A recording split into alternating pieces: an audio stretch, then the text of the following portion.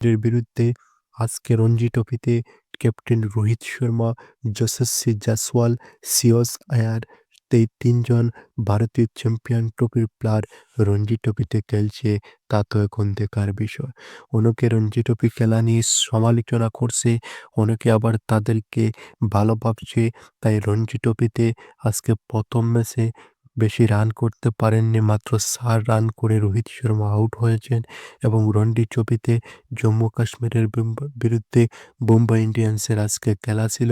তাই মুম্বাই ইন্ডিয়ান্স ১২০ রানে all out হয়েছে এবং জম্মু কাশ্মীর বর্তমানে ১২০ রান পার করে বর্তমানে লিডে নিয়েছে।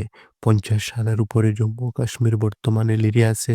তাই জম্মু কাশ্মীরের বিরুদ্ধে মুম্বাই ইন্ডিয়ান্স রঞ্জি ট্রফিতে জিততে পারবে নাকি পারবে না এখন দেখার বিষয়।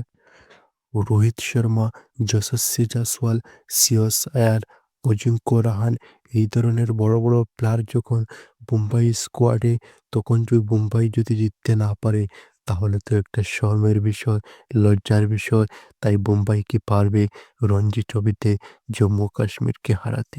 এবং অনেক সমালোচনার পর মুম্বাই ইন্ডিয়ান্সে রঞ্জি ট্রফিতে রোহিত শর্মা, যশস্বী জাসওয়াল, শ্রেয়স আয়ারকে পর্যন্ত রঞ্জি ট্রফির প্লেইং 11 এ রাখা হয়েছে এবং তারা অলরেডি আজকে ম্যাচ খেলেছে এবং সব কয়টি প্লেয়ার সামান্য রান করে আউট হয়েছেন।